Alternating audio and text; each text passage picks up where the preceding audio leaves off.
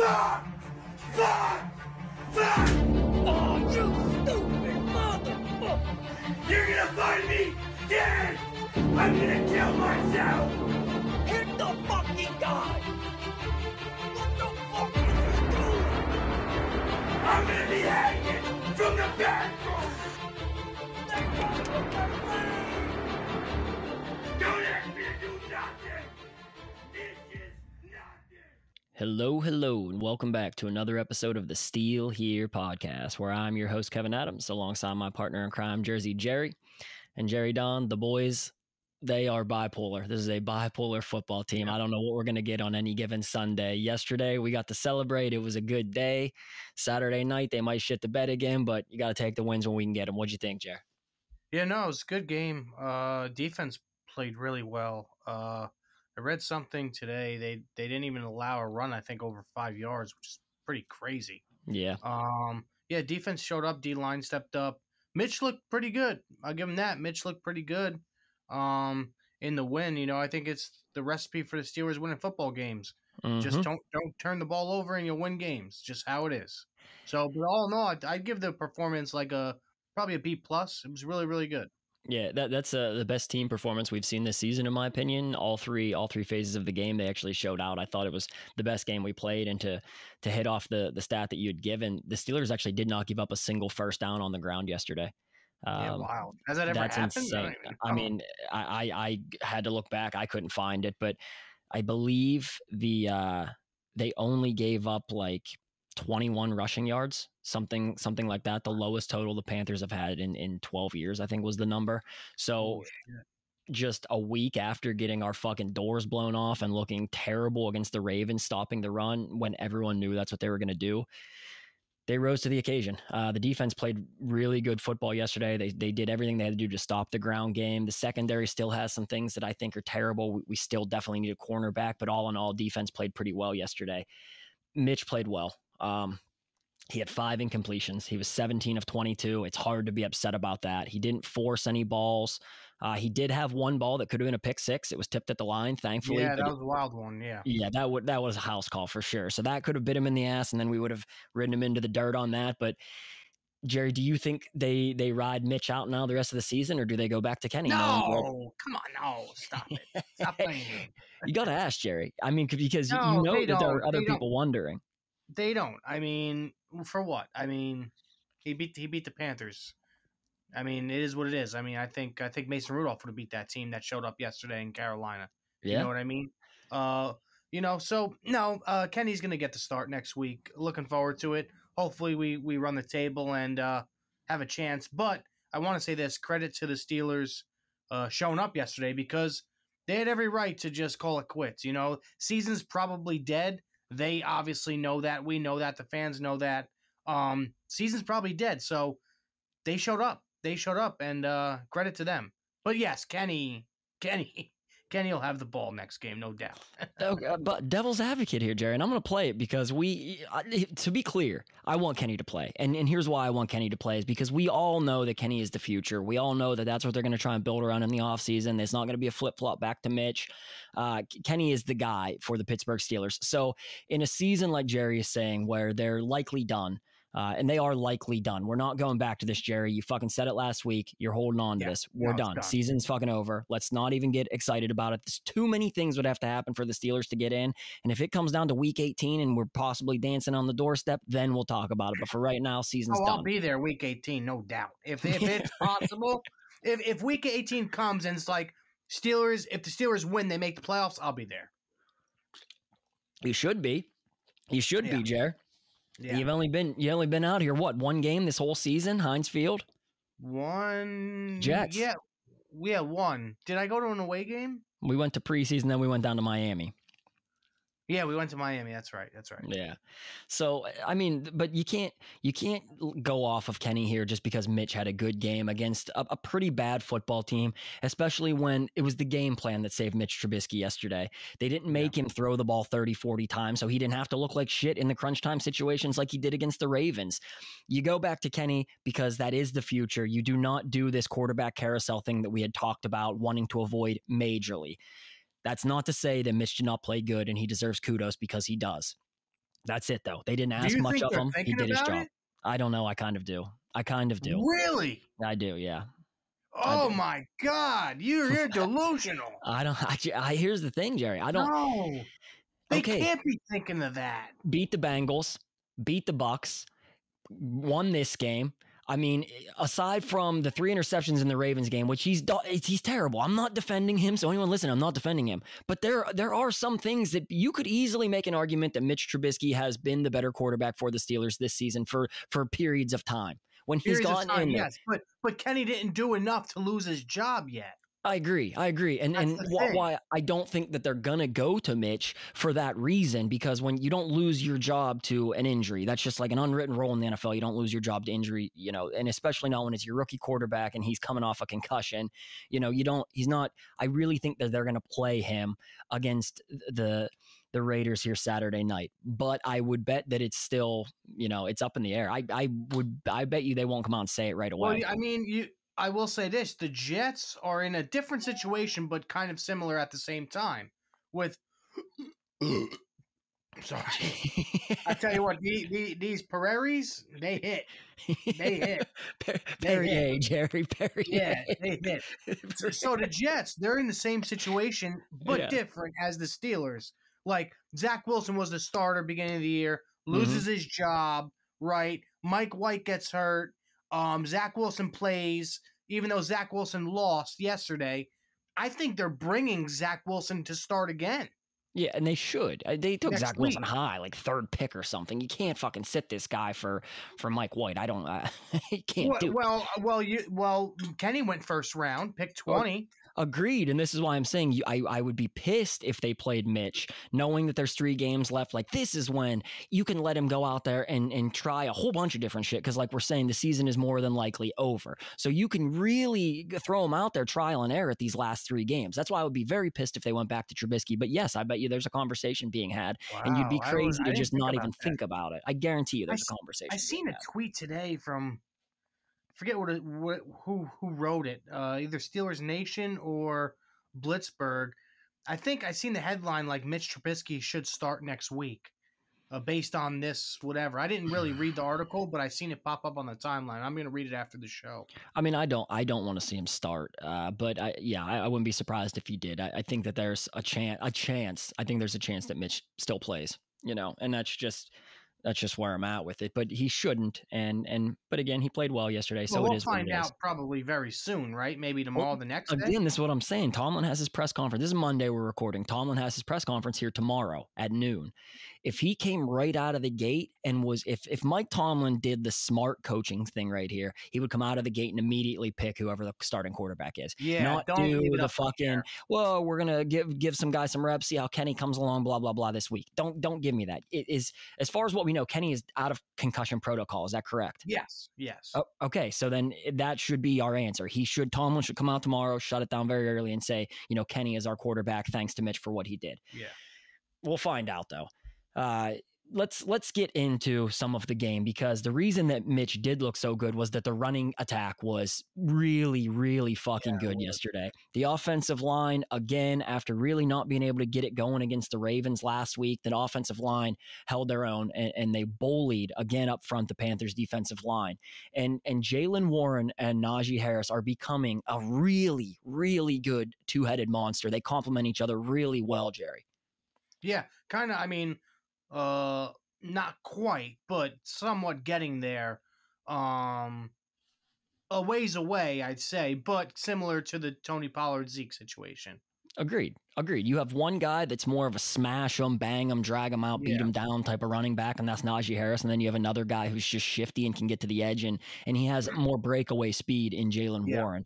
And I think what we've learned and we've seen the Steelers grow into this season is they're starting to figure out which players thrive in which situations. And, it's a shame that it's taken us to, week 15, week 16 to get to this point where they actually have figured those things out.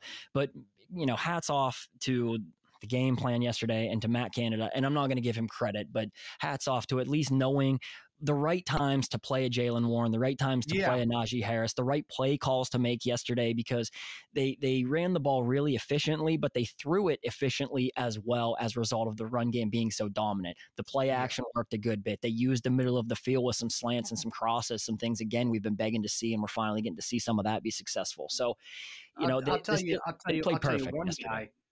tell you one guy who's probably upset if Mitch was the starter. And this is not me talking to him. This is just me speculating. Pat Freiermuth, 0 targets 100%. yesterday. That's embarrassing. That's terrible for a tight end like that. Yeah, he probably wants Kenny back in the mix ASAP.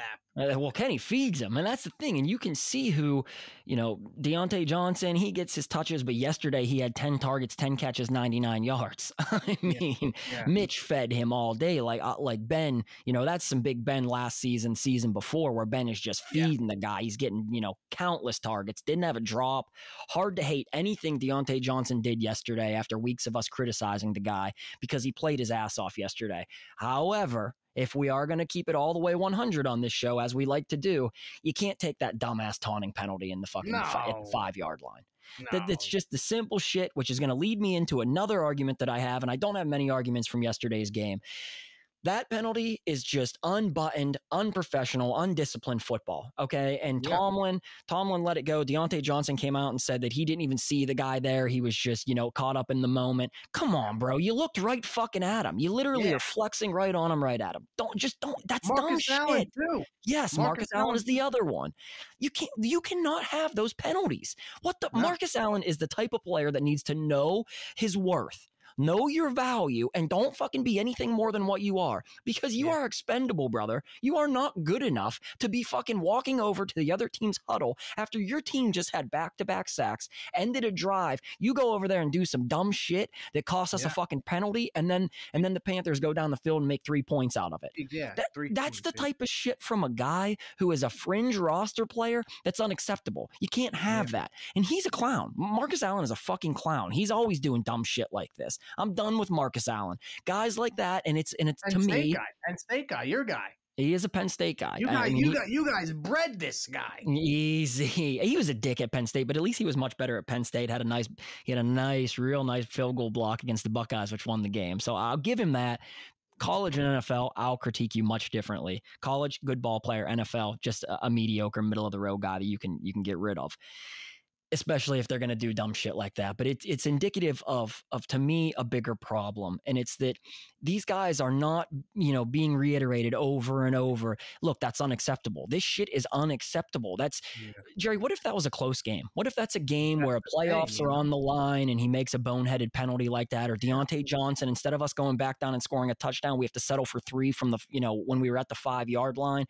Those types of stupid ass penalties, when the Pittsburgh Steelers are on the cusp of they have a very, very small margin for error. You make a penalty or two like that in a football game, you can very, very easily lose it when you're the Pittsburgh Steelers. That's our 14th game. You got to clean that shit up, though. Like, that's not, we're talking about these same things every week over and over. That's why I get pissed at who's coaching then. Who's coaching if they're going to let these guys do that shit? Yeah, no, it's definitely, probably a locker room problem. I'm not sure, but guys do the same shit every week. We got to get past it. Thank God we won the game yesterday. Looking forward to next week. I think it's gonna be a really, really good game. I do. I think it's gonna be a lot of Devontae Adams, which I'm a bit worried about. Yeah, he's gonna be a problem. He's gonna be a problem for that secondary. He's gonna be a problem. Steelers secondary is not good. It's not good. It's Cam Sutton. Levi Wallace is not very good, and you see this over and over. He got beat by third string wide receiver yesterday. He's not very good. I had higher expectations for him coming out of Buffalo. I had just hoped that he was just a product of bad stats in Buffalo, because the Bills were up so much, and a guy like him is just going to get, they're going to throw, other teams are going to throw a shitload of balls because they're down 20 points against the Bills. That's just not the case. He gets beat a lot. He gets beat off the line. He gets beat downfield. Someone you wanted to see more of, James Pierre. He got beat on a bad deep ball. Should have been a touchdown. If Darnold puts it on the money, it's a fucking easy 6. So, our secondary is to me the biggest issue that the Steelers have, especially after what we saw out of the defensive line yesterday. Because the defensive line, in my opinion, and the pass rush had their best game of the season. Larry Ogunjobi is a 1A must re-sign. We talked about it a couple weeks ago. That guy. Have to re-sign. He lived in the backfield yesterday, Jerry, especially on that opening drive. He's in the backfield 2 of the first 3 plays. The next drive, he's in the backfield several plays. But there was one guy who shined the brightest on the defense yesterday, Jerry. Who do you think it was? Highsmith? It was Highsmith. Absolutely. Everything Alex Highsmith did yesterday was really good football. He was in the backfield. He blew up several plays in the backfield, stopped the running back. His pass rush, the one pass rush he has that is lethal, a lethal rush. That inside fucking spin. He fakes like he's going hard outside edge, steps it back in, spins. The tackle's fucking in a washing machine. He doesn't know where he's going. And then Highsmith crashes it to the inside and sacks the quarterback. He did it twice yesterday. The same thing with it took Dupree a long time. It took him about 4 years to kind of get it. And I feel like you're starting to see the same thing with Highsmith. 100%. I think Highsmith has had a better career to this point than Bud Dupree. It would be hard to say that he hasn't. But I really am starting to get to a point where we wanted Will Anderson. We wanted Will Anderson bad early in the year, and I'm actually going to walk that back. I think the Steelers have other needs, bigger needs in other positions than if they wouldn't to go pass rusher early, because Alex Highsmith is proving that he can easily be a Robin to TJ Watt's Batman. He's more than adequate. He played really good football yesterday, and he had 60 some family members and friends at the game. He's from North Carolina, went to, Richmond, played ball there. So the kid is really finding his own, and he's a dominant run stopper. He is a really dominant run stopper. Cam played a really nice game yesterday. One thing I want to bring up, though, about Cam Hayward is that I looked into some of the salary cap numbers, and I was texting Jerry about these last week. Cam Hayward is due like $22 million next year. That's crazy. That's just too much, man. That's too much for that position. When I bitched about it last week. He quits after the year? No way. No. And I know. He put out a tweet the other day. It's God's plan. It's not mine. I don't know if that was a hint at retirement or what. I'm not sure, but I don't want to see him retire. Some guys, they just had enough, Yeah, a lot of guys hang it up a little bit earlier, especially everything we know about CTE and shit like that. But I don't think Cam's going anywhere, but we really need to see him restructure. $22 million whenever you have 3 really well-paid players on that defense in Cam, Minka, and TJ. Last week when I bitched about where does all this money go? I took a deep dive. Those 3 guys make a ton of money, and then we have a bunch of not very good players that get paid throughout the rest of the defense. And that's why you see, if you don't have a dominant game from a TJ or from a Cam or from a Minka, the defense just looks mediocre, because you have 3 elite guys and 1 or 2 that are pretty decent, and then 6 just bad football players. You know what I never got? I never got this. Now, these players are rich, right? They're already rich. They're millionaires. What's the difference, between a guy that wants to get paid $10 million and the team comes back and says, no, listen, we'll give you 7. And, me personally, I don't know. I would take multiple guys, take a couple $1 million off their salary to try to build a fucking really, really good roster. I just never understood that, You see it in some teams. You saw it on some of the Patriots. Brady's been doing it for years. Brady's been doing it for years. Exactly. You saw the Buccaneers during their little run back to back. They were trying to go for a lot of those guys signed a 1-year deal for much less money. It's doable. It's just, I think you need to have, someone that they really believe can win them a Super Bowl at the quarterback position to do something like that. And I don't think the Steelers are quite in that situation where you can ask guys to take less money, but a guy like Cam, who's been here his entire career, 22, 23 million coming up in 2023, too much money. You need to get that number down around 14 or 15 and then take the other 6 or 7 and put it back into that defense, because we cannot go through next season the same way. And you're going to have to pay an Ogunjobi. You're going to have to end up paying a Highsmith. Highsmith's going to get paid here soon. So you got to start moving some money around. off the big bags. And for me, it's going to be a restructure out of Cam. Jerry, what did you think about Terrell Edmonds yesterday? Because I'm high on Terrell Edmonds. I like him. I mean, listen, that's another guy. Early in his career, I'll be honest, I wasn't the biggest fan. I thought it was a missed draft pick. I thought he got beat a lot. Mm-hmm. And, over the last 2 years, he's kind of coming along a little bit. Those first couple years were very hard on him. He was pretty bad. He was pretty bad. But I think, maybe even rotating him around a little bit would help as well. Mm-hmm. Yeah, I have I tweeted something yesterday, something I would really like to see the Steelers do these last 3 games, and they did it a good bit yesterday. Play Casey and Minka as the 2 safeties, move Spillane out of the team, and you bring Terrell Edmonds up into that inside linebacker spot. Bring him up. That'd be smart. He played right along the line of scrimmage, like at least 10 snaps yesterday, and he was a difference maker. He almost had 2 sacks. He blew the ball up in the backfield a couple of times. I mean, he pancaked the left guard. I don't know if you saw that play, but he absolutely bull rushes the left guard on a blitz, pancakes the fucking guy, drops him. And then that's whenever he rushed, Darnold ended up having to try and throw it away. But I think Terrell Edmonds, like you said, is just a late bloomer. But also the Steelers are starting to, again, use him in a way that he's more effective. It's taken a while, but they're moving him up to where he can be more effective. Maybe he's not going to ever be the type of safety that's going to pick off 10 balls in a year and, have all these pass breakups, but he's slow and steady. And if you move him to a position where he can really make an impact, which is more towards the line of scrimmage, where it's more read and react and rush to the ball, he looked like a very good fucking safety yesterday. I was really pleased with Terrell Edmonds yesterday. Oh yeah, same here. Credit to him. He had a really, really solid game. A bunch of guys did, a bunch of guys stepped up. Credit to all those guys. I'll tell you what, they got a tough matchup this week. And they're gonna have to go back-to-back games where they stop the run game, because what do the Raiders do, Jerry? They run the ball really well. Yeah, Josh Jacobs, man, he's different, bro. Leading running back in the NFL. They have the number 1 rushing attack, the Raiders do. So the Pittsburgh Steelers have got to be hat on a hat again Saturday night, Christmas Eve. It's going to be cold too. It's supposed to be around kickoff 4 degrees. The wind chill. Coldest game ever at Acrisure Heinz Field. It has a chance to be the coldest game, yes. Yeah. So it's there were 2 other games I want to say that were freezing cold. I was at both of them. It was that Dolphins playoff game, 2016. I don't know if you remember that. Matt Moore was their quarterback. Freezing, fucking ice cold. Jaguars game was a cold one, then AFC title game 0-4 Patriots. Those were the 3 coldest games. This game has a chance to be much colder than that with a wind chill fill of -9. So if you think they're throwing the ball, that's going to be interesting. But we're going to get our first chance to see Kenny Pickett play in a very cold football game. Because what did we hear, Jerry?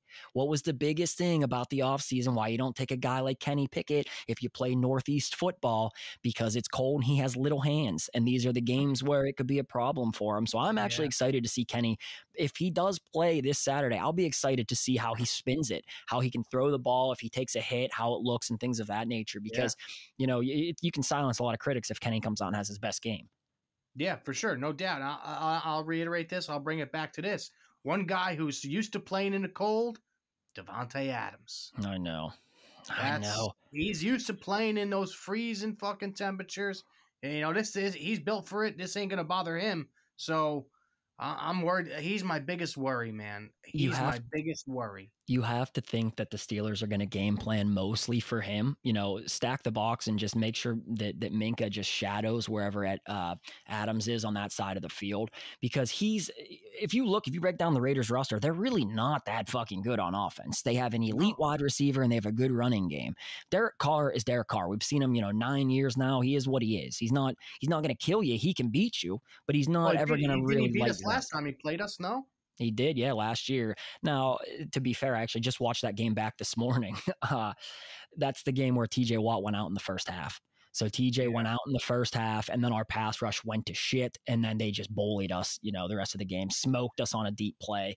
He did beat our ass on a deep ball. But Derek Carr is a very beatable quarterback. They shouldn't have won yesterday. Did you see that fucking Patriots game yesterday, Jerry? Yeah, that was wild.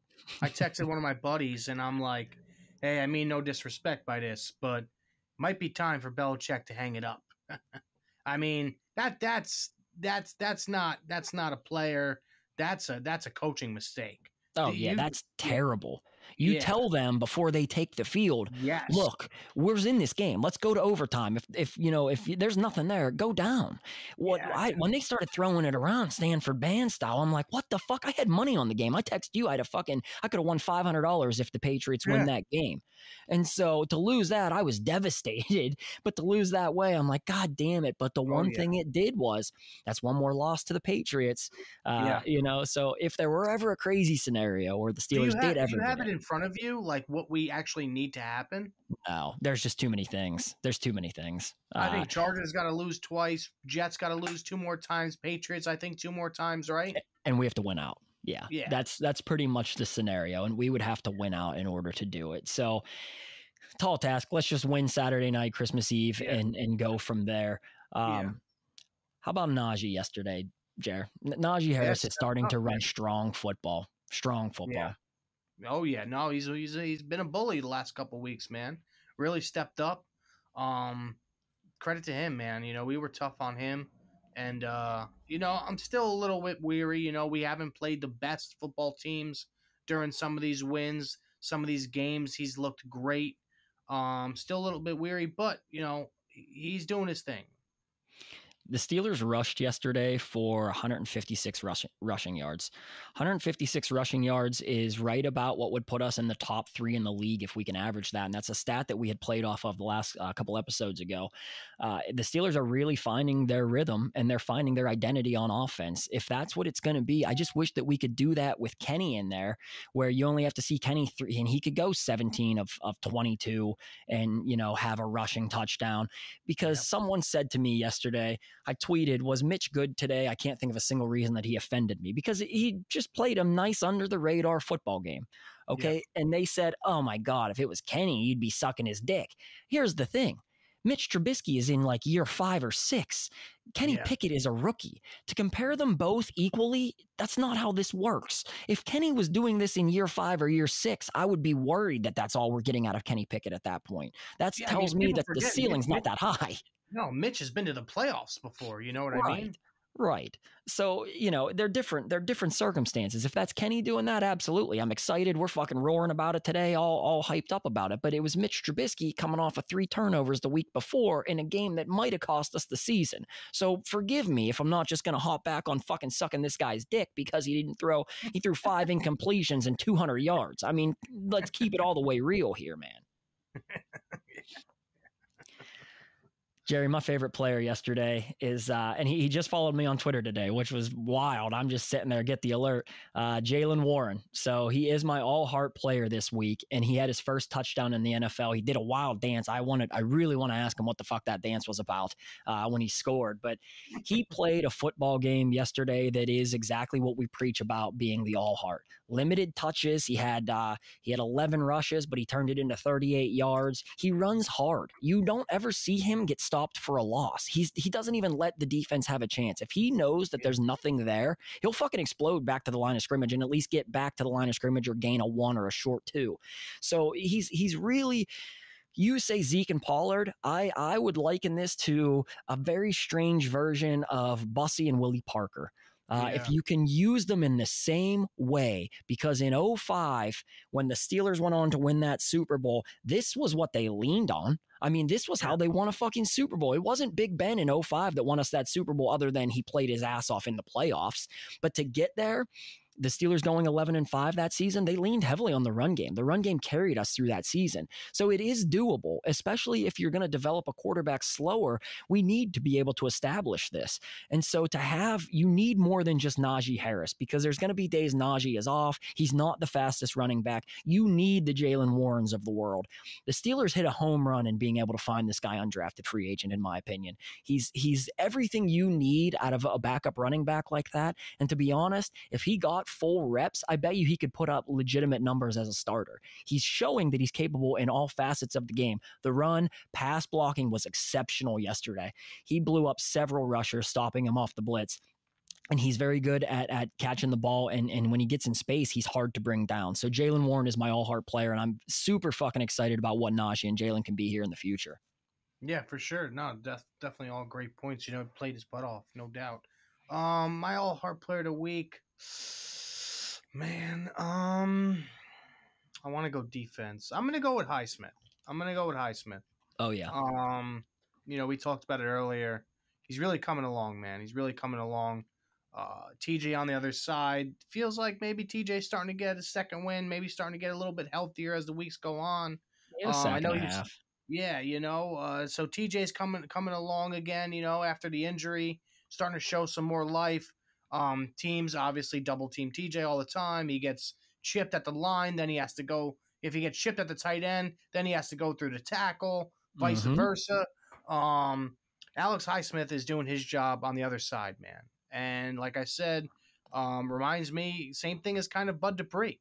And I'm sure his stats are probably a little bit better, taking him a couple years, but he's starting to be in the mix where it's like, oh, well, Alex Smith is on that side. It's not just TJ Watt we have to worry about. And I'll tell you what, if he could bring it like TJ Watt brings it on a weekly basis, teams are in trouble, man, because it's hard enough to stop one guy on one side. You get another guy that could do almost the same things. I think he's a lot less talented than TJ Watt, but he's relentless. Just like TJ. Yeah. Motor.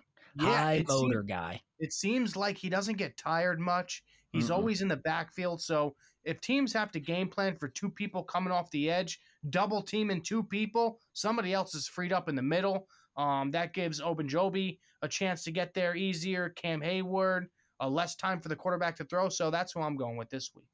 That's a great pick. And again, to reiterate about Alex Highsmith, he's got either 10 or 11 sacks on the season.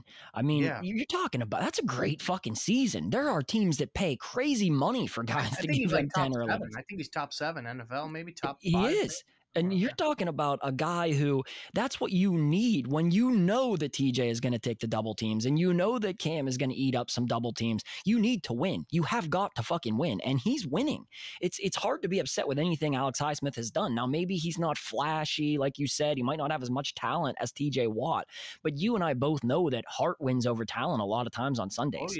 Oh, yeah. Guys that want it more, make results. And I'm excited about Alex Highsmith. And I'm going to read you his stats from yesterday. So he had a sack, he had a tackle for loss, and he had 4 tackles. I mean, that's a good fucking football game, especially because they were timely tackles. And it's what you don't see on the stat sheet for Alex Highsmith from yesterday.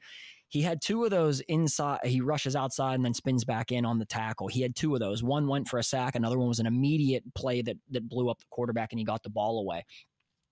Whenever you know that left tackles are going to have to start planning for that is when that pass rush becomes even more lethal and dangerous, especially if you have a defensive coordinator that is smart. I don't know if you remember DeMarcus Ware. You remember DeMarcus Ware played for the Cowboys. He had a very, very similar pass rush where he would go hard outside, spin it to the inside, and the Cowboys got smart at figuring out how to make that even more deadly. When tackles know that you can do it, and Alex Highsmith then tries to push the outside real hard, stops on a dime, spins back to the inside. If they're lining up with, trips or wide receivers out to that right side of Alex Highsmith, you have the ability then to have a corner come off. Highsmith spins to the inside. Yeah. The tackle is he's either going to get a free blitz off the outside or Highsmith is going to be wide open running to the quarterback because that tackle can't take both. So it's if he can turn that into something where they have to game plan for it and you can see it in game that they know that it's coming, you can blitz a corner off and fucking eat the quarterback blind. And what that does is, let's say they're in shotgun or whatever, running back is on the right side, and you bring a blitz like that, running back comes over, TJ Watt's one-on-one. 100%.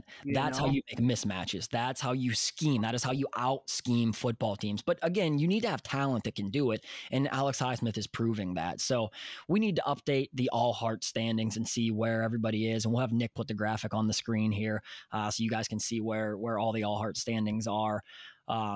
Tweet of the week, Jerry. I'll let you lead this one. What do you got this week for your tweet of the week? Yeah, I just seen it. I think it's right here. Hold on. Actually, I'll read you mine because it plays into just what we were saying. Stats guy Daniel Valente, Cam Hayward, TJ Watt, and Alex Highsmith over the last 5 games. 9 sacks, 20 QB hits, 6 tackles for loss, 3 forced fumbles, and 1 interception. The Steelers' pass rush is rounding into form. They really are. And all three of those guys were attributed with a sack yesterday. So that's huge. But it comes back to that's why we really need to re-sign Larry Ogunjobi. And the Steelers also need to look at the Steelers also need to look at going defensive line early in this draft too. You just can't expect to have that much production out of Cam, especially as he's going to decline as he gets older here. You're just getting older. He's going to be 34, 35 next season. You fall off a cliff like Alawalu has. So I don't want to have that happen to us. And then we burn another season because we can't stop anybody on the ground. So the Steelers are really going to have to take a deep look at defensive line this year. But again, those guys yesterday, they played their asses off. So hats off to that. Yeah, mine is from Brian Batko. Yep. Looks like the Steelers Raiders tickets can be had as low as $25. Christmas Eve, 5 degrees, 8:15, windy. Only so much the Immaculate Anniversary can do, I suppose. Can you see my shirt, Jer? Can you read that? I don't even know where this came. What does that say? I don't even know where he came from. Oh, it's the Immaculate Reception 1972 to 2022. Yeah, so that is a tip of the cap to that this week. I'm excited. I'm still obviously going to be there. Yeah, I decided I'm going to give away 10 tickets to the game on Saturday night. Bunch of people on Twitter, I tweeted yesterday who actually wants to go, just because I saw the tickets, $30, $35 a ticket, which is sad, but it is Christmas Eve. I'm not going to shit on people. Yeah, right. We could sit those same front row seats for about $300, $250 a ticket, Jerry. Wild. Yeah, wild, dude. I mean, I don't know, man. I'm kind of biased because I'm obviously not there all the time like you are. Mm-hmm. When I do go there though, it just seems like they're years away from like fans like Buffalo. I mean, those guys show up. Mm-hmm. They are screaming. They're loud. These fans for the Pittsburgh Steelers, they're not the best when it comes to watching a football game.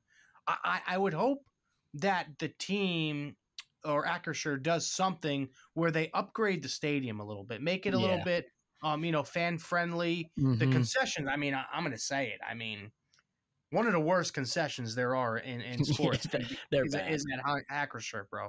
That food is garbage. Yeah, they're bad. They're bad. I think in the offseason, Jerry, one thing we'll do is we'll do a stadiums ranking, because I've been to now 27 stadiums. So one of the episodes, we'll break them down and do a stadiums ranking. And we're going to look at doing a head coach's ranking too, just because I really want to be able to get down to where do we rank a guy like Mike Tomlin, so that we can kind of put some things into perspective, because it's easy for us to sit up here and say, oh, he fucking sucks, or this guy's good, whatever it is. But we can really quantify it with some numbers and some facts and stats to back it up. But no, you're absolutely right. It's going to be. Do you think they'll do anything to the state? I mean, they just got paid. Well, they got $200 million contract from Acrisure. So I would hope that they do pump some money back into the stadium. I mean, the stadium's coming up on now 22 years old. I personally would like to see some changes made. I would like to see us do better. And I know it's hard to do. I'd like to see the Pittsburgh Steelers as a franchise do better about who is getting their season tickets, and are these people just flipping these tickets? Because it's a shame. I do want to shout out one thing though. So you've met him a couple times. The guy who runs Steeler Nation, his dad does the ticketing at the Terrible Tailgate for us. Yeah, he's a friend of the podcast. He watches it. So I found out today, I guess he watched our episode last week where you were heated, but you're like, all these old fucks from the 70s, they don't get loud, they don't care. I guess he had said, he's like, I'm an old fuck from the 70s, Jerry. He goes, and I didn't see you out there on Sunday. So I mean, look. Fair. When we speak, we're not talking to every single person. I would say 75% of the people that are in that demographic that Jerry is speaking to, they aren't that much fun. Yeah, I mean, I even told the story. Like, I think like one of our first, maybe like the second or third episode, where I bought these like row one tickets, and I'm like up, standing the whole time, excited, and you got these miserable fucking two fuck faces that are just sitting there pouting the whole time, and they just don't move like this. Like, dude, why even come to the fucking game, bro? Yeah, why? No, I agree. They didn't even get up for a beer, nothing. They're just sitting there with the fucking puss face on. I'll tell you, one wild one, and we won't beat the fans up, but we won. Let's stay high today. But I will tell you one wild one. I had season tickets. I had 4 season tickets at the 40-yard line, first row, upper level. I sold them 2 years ago and bought my new seats. So I had seats 1, 2, 3, and 4. In the 5th seat of that row was an old man, and he would bring a fucking book and read the book during the game. I took pictures of it. It's on Twitter. I mean, it's probably 5-6 years ago at this point. But like, what are you doing, bro? What are we doing here? This is a football. They're down there. These are gladiators going to war, beating the shit out of each other for us, and you're fucking reading a novel. I mean, come on, sell the seat, bro. Sit on a park bench. Yeah, that's something that shouldn't fly. That's it's terrible. But I mean, it is what it is. 10 years, it'll all be phased out. We'll restore the roar. Fuck, by then I'll be one of those old people. But Jerry, let's look at the betting. You and I did not place a bet last week. No. We recorded Sunday night after the game. Season was over. Ravens broke our heart. So we didn't do any of the betting. Honestly, Jerry and I said that maybe we'd send a bet to each other, but yesterday I totally fucking forgot to even do it in the heat of game day. So this week will be worth two betting points. As it stands on the season right now, I am 6-7. I have a 2-game lead over Jerry with 3 games to go. Jerry is 4-9. This 2 points, if I don't hit my bet, would be massive for Jerry. He's right back in it. So what are you looking at, Jerry, this week? The spread is the money line. Pittsburgh Steelers are -148. Vegas is +120. The spread is the Raiders getting 2.5, and the over-under is 39.5. What are you looking at, Jer? I'm going to take a shot. Here. I'm going to it's take a big one, Jerry. I'm going to take the spread on the Steelers. I think we to cover 2.5. Yeah, I think we could win this game by maybe a fourth quarter or overtime type of field goal from Boswell to seal the deal. My guess would be 24-21 Steelers. 24-21 Steelers. That's Jerry Nostradamus pick right here, and he needs it for 2. So you're really riding the Steelers again. Yeah. I'm going to tell you what I'm taking. And I'm going to take the points one way or another, the over-under here at 39.5, knowing that it's going to be cold, knowing it is going to be windy. It's going to be low scoring. It's going to be a fairly fast football game if both teams try and rely on the running game. I'm going to take the under 39.5. That's not 39.5 to me is an uncomfortable number. If that were 42, I would slam $1,000 on it, no doubt about it. It's right on the cusp of what makes me nervous, because you can see a 20-21 game and lose 24-20, which I think is a realistic score, like you're saying, and lose. We haven't put up that many points. I think the defense is coming on a little bit stronger, and knowing that both of these teams rely on their running game so heavily, it's going to be low scoring in my opinion. So I am taking the under 39.5. This is worth 2 betting points. Anyone new to the show, as we're winding this down to the end here, the winner, You're going to lose that bet. You think it's over for sure? Yeah, but you can't go back. You said it already. Oh, why am I going to lose it now?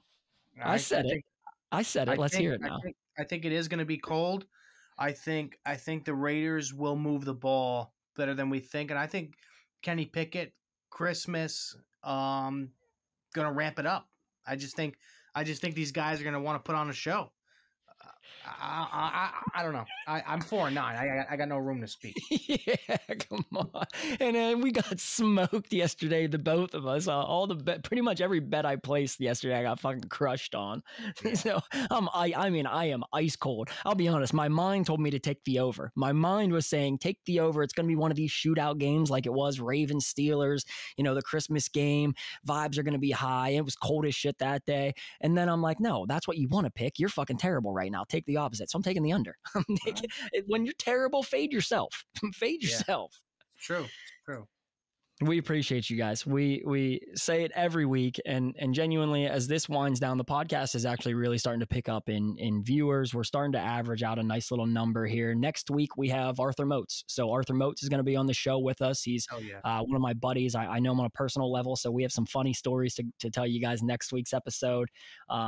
like, comment, subscribe. Take 1 second. Do us a solid. Hop down there, like it, leave a comment what your favorite section of the show is. If you like what we're doing, if you don't like what we're doing, let us know. We can't make it any better if you don't fucking tell us what you like and you don't like.